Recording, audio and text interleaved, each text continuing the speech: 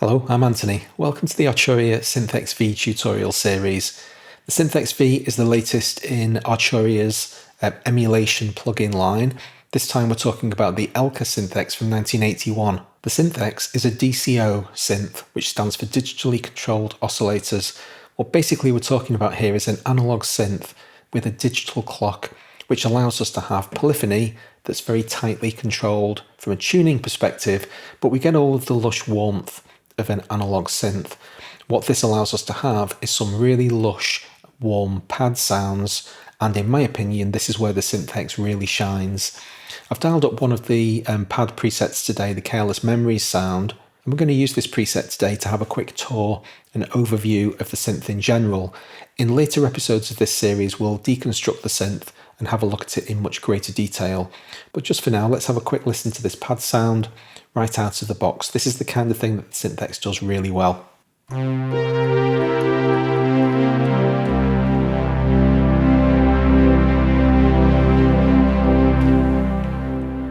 As you can hopefully hear there's lots of warmth and evolving richness to the sound. That comes from the synthesizer's quite unusual construction for the early 80s. We basically have two synths stacked on top of each other, and they're called layers. What you're looking at in most of the interface at the moment is just layer A.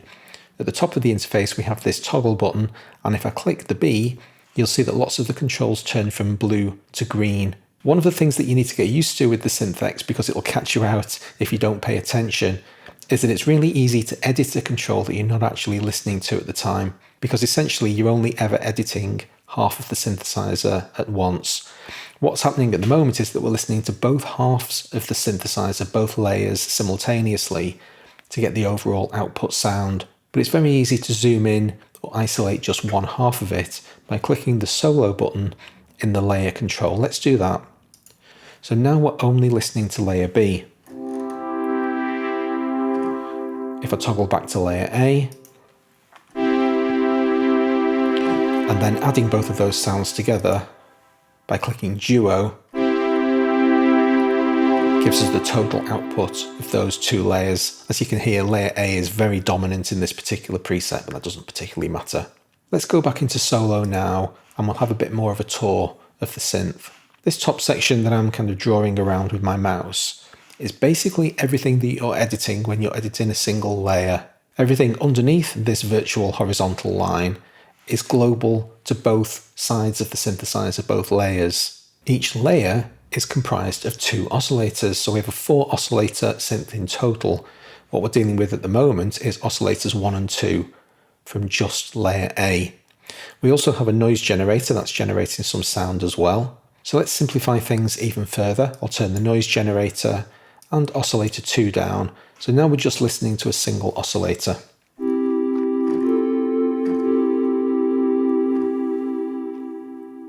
The softness of that sound is coming from the fact that oscillator 1 is currently outputting a triangle wave. Let's turn oscillator 1 down and oscillator 2 up. And that harsher, raspier sound is coming from a sawtooth oscillator in oscillator 2. Now if I hold a single note down, that's a very complex waveform, doesn't sound very much like a sawtooth either. One of the features of the Synth-X and what made it stand out from its competitors in the early 80s was the extent to which these two oscillators were capable of cross-modulating each other, basically interfering with each other's generated waveform. And at the moment that's what's happening here. Oscillator 2 has its ring modulator options set, which basically means its output is being modulated or affected by oscillator 1. In fact, these two oscillator outputs are being multiplied together at the moment. That's what ring mod does. If I disable ring modulation, we get something that's a little bit more approximate to a sawtooth wave. Turn it back on again. All of that extra harmonic content is reintroduced. And I can prove that these two oscillators are being combined together because with oscillator 1's volume set to 0, when I change the output values of oscillator 1, you can quite clearly hear that it's having something to do with oscillator 2. I'll dedicate one of the episodes to the upcoming series on the oscillators, and we'll deal with this stuff in greater detail. If you want to see those later episodes in the series, don't forget to hit subscribe, and the notification button helps me out with all of this YouTube stuff as well. Today we're mostly concerned about a more general overview, so I'm going to disable the cross modulation and we'll just hit oscillator 2 on its own again. Let's have a listen to that sound once more.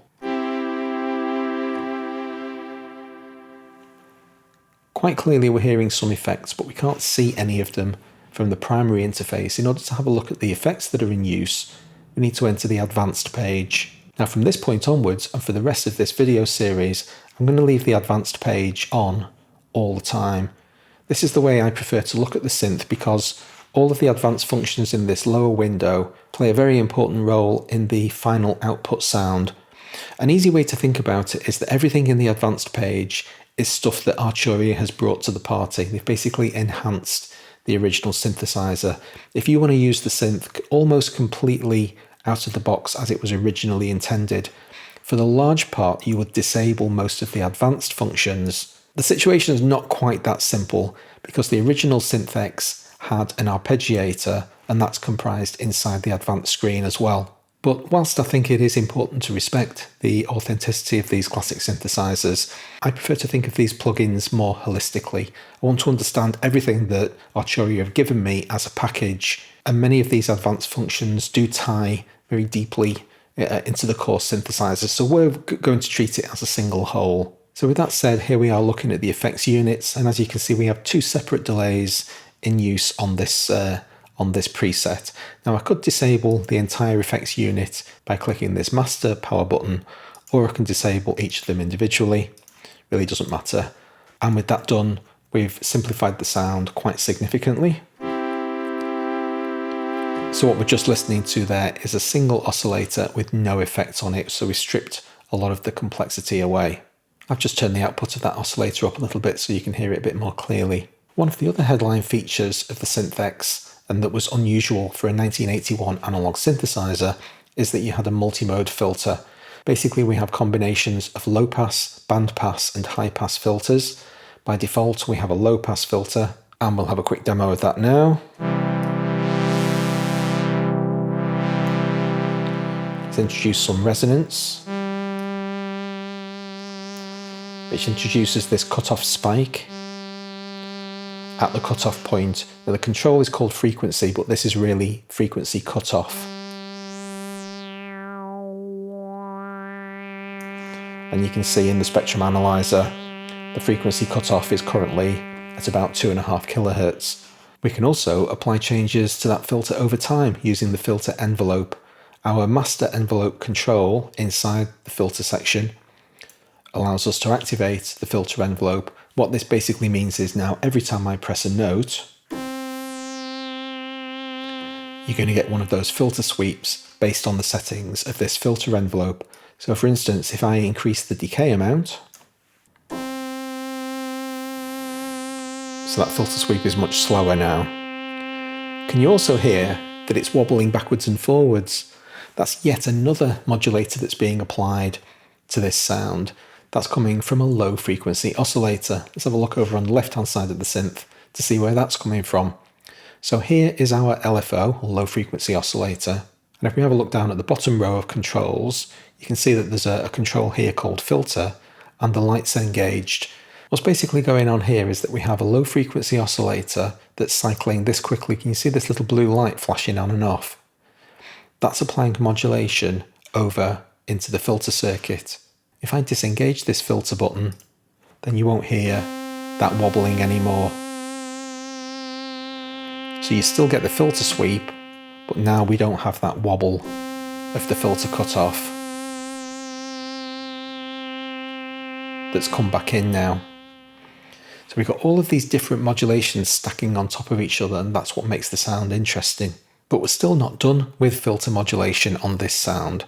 If we hover over one of the controls in the LFO, you can see this depth knob. Depth 2 is one of the controls that's assigned to this filter LFO, so this is having something to do with the sound. And when we hover over the control, you can see this little pink pop-up appears telling us that some aftertouch has been routed into this control. So this is one of the add-on features that I was talking about. What's basically happening here is that when I press into the aftertouch, the effect of this filter modulation is going to be deepened. Let's try it. So there's my simple key press. Now I'll press into the aftertouch. There you hear that much more accentuated sound. There are examples of modulation sources being applied to this synthesizer all over the place.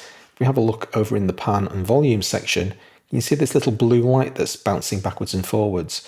That's telling us that there's some sort of modulator being applied to the master output volume. If we hover over it, a little green disc pops up, and now we can see what source is being tied into the volume control. It's called function 3. So now let's jump over to function 3 and have a look what's going on over there. Well, it was green, so we're probably in this area, and it was number 3, so we're probably dealing with this function. Let's click the button and try to figure out what's going on here. What you're looking at now is one of the 3 user-definable modulation sources in the advanced section. So these are the 3 user-definable areas I'm talking about. They're currently all set to the word function, but if I activate this little drop-down, we have the option to add envelopes, randomizers, or sequencers as well. Now in the case of modulator number 3, this function is being mapped to layer A volume, and here you can see it. So it's making the volume of layer A go up and down periodically over time, and this function, this triangle, is what's defining that behavior. But functions can do much more complex jobs than simple triangles. If I click in this function and create a much more complex shape, now you can see that little blue light. It's behaving far more erratically because it's drawing this shape as the function strobes over time. If I head back over to the volume control and click on this little circle, I can change the amount by which the modulation is affecting that control. One very quick thing to mention before we move on, because we're having a whistle-stop tour today. If you see this little blue light, it's hardly moving. It's kind of oscillating around number 6. And yet, according to my modulation output, I should be having a much bigger effect on that control. That's a thing called scaling. This knob down in the bottom left-hand corner of the function map is set to a very low scaling value. And we are in danger of disappearing down a bit of a rabbit hole here, but just for simplicity's sake, I'll turn this knob up and you can see that light moving over a bigger area now. And the change in volume has also become more dramatic as well. Just to finish us off today, there's a ton of stuff that we've not covered yet, but just one thing that I want to touch on very briefly, because it's a very nice implementation of an arpeggiator, is the multi-arp page.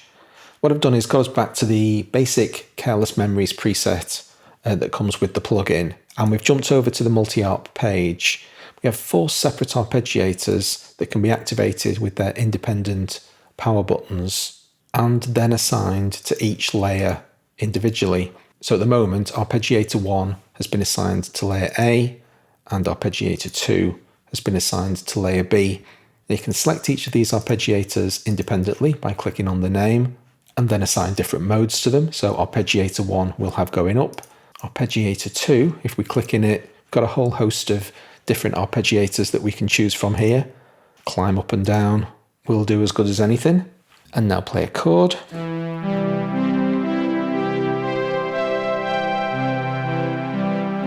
Getting 2 separate arpeggiators at the same time there. If a solo, just layer B because it's a little bit quiet. That's what layer B is doing. And layer A is doing that. Back to duo mode so we can hear them both.